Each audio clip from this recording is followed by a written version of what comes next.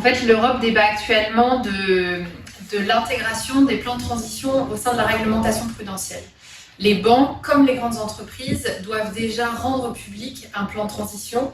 Mais là, ce dont on débat, c'est d'aller un cran plus loin en les intégrant dans la réglementation prudentielle, ce qui va permettre au superviseur, qui est donc le gendarme des banques, de venir contrôler ce plan et de prendre des sanctions si nécessaire. En fait, avec le plan de transition, les banques elles vont se doter d'une vision stratégique de la transition de leurs clients, secteur par secteur, d'ici à 2050, avec évidemment des objectifs intermédiaires tous les 5 ans. Dans cette nouvelle étude, on a regardé différents types d'impacts. Les premiers types d'impacts qui peuvent être attendus, c'est les impacts sur la crédibilité et la mise en œuvre des engagements des banques. En fait, de nombreuses banques ont déjà pris des engagements de neutralité carbone, mais ces engagements, ils ne sont pas forcément à la hauteur ou alors ils ne sont pas vraiment mis en œuvre. D'où l'intérêt de passer par une obligation pour avoir un plan de transition qui soit réellement ambitieux, qui couvre un certain nombre de secteurs et surtout qui soit réellement mis en œuvre. Le deuxième type d'impact qu'on a regardé, c'est comment est-ce que cette obligation de plan de transition pourrait permettre de venir lever des obstacles en interne chez les banques.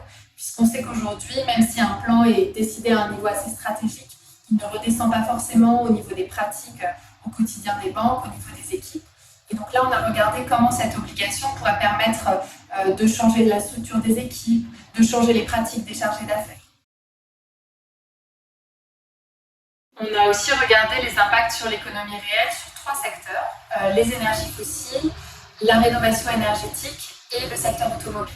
Sur les énergies fossiles, les impacts qui sont attendus, c'est que les plans de transition devraient permettre d'accélérer la sortie progressive des énergies fossiles, avec des impacts qui sont également attendus sur le fait que les banques s'intéressent à l'ensemble de la chaîne de valeur des énergies fossiles, pas uniquement au charbon ou aux problématiques d'exploitation et d'exploration. Deuxième secteur qu'on a analysé, c'est la rénovation. Là, en fait, il y a des enjeux sociaux qui sont très importants et ce qui est attendu de la part des plans de transition, c'est vraiment qu'on puisse déterminer les bons indicateurs pour inciter les banques à réaliser la rénovation énergétique des ménages les plus modestes et pas uniquement les pousser à verdir de façon artificielle leur portefeuille. Et enfin, dernier secteur, c'est celui de l'automobile.